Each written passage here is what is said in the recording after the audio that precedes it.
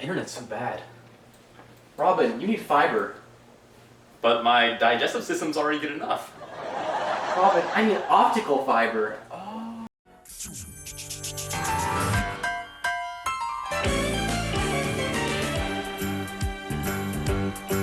It's a rare condition this day and age to read any good news on the newspaper page. And love and tradition of the grand design, some people say, is even harder to find. Well, then there must be some magic clue inside these gentle walls. 'Cause all I see is a tower of dreams, real love bursting out of every scene.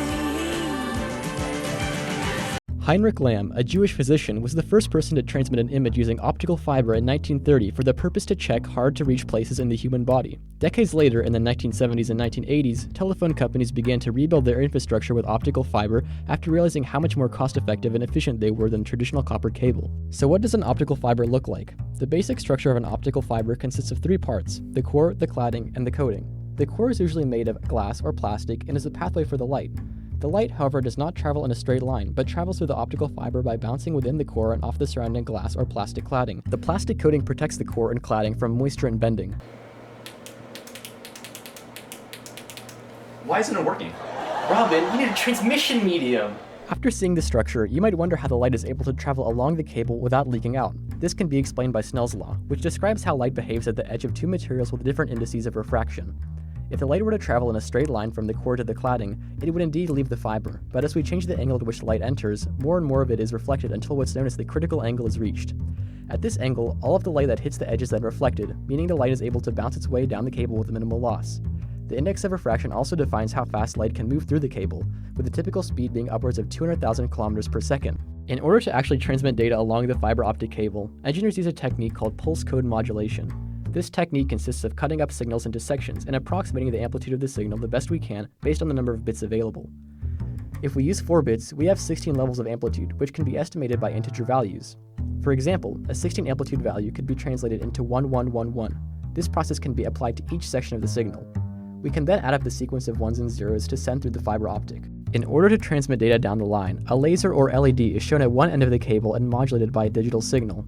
This information-carrying light then travels down the fiber until it is detected via a photodetector and processed. One of the primary uses of fiber optics is for long-distance communication, especially in transoceanic communication.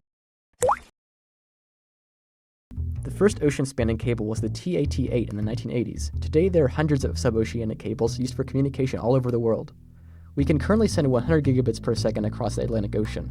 Fiber optics is used in undersea cables for its exceptional clarity, permitting runs of more than 100 kilometers between repeaters or amplifiers. The precious speeds offered by fiber optic cable networks are hindered by distance. As the distance from the source increases, the light undergoes dispersion, which leads to the attenuation of signals. To minimize attenuation over long distances, repeaters and amplifiers are used. Repeaters convert the light signal into an electrical signal, process that signal, and then retransmit it as a light signal, commonly known as optical-electrical-optical, or OEO conversion. The problem with repeaters is that they are not cost-effective. The technology needed to perform OEO is pricey. As a result, amplifiers are used more frequently than their repeater counterparts. The most common type of amplifiers are erbium-doped fiber amplifiers. The core is the erbium-doped fiber, with isolators in place to prevent back reflection of light.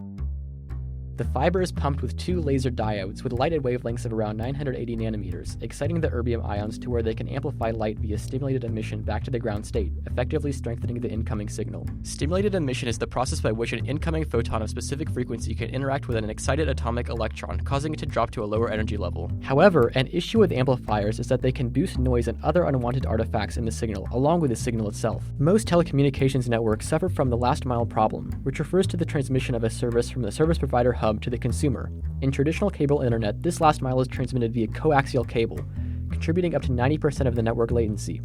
In order to improve consumer internet speeds, this last mile can be replaced with fiber optic cable. Wow, that's really cool. Thanks for teaching me about optic fiber. No problem, Robin. It's my specialty. Here's the bill.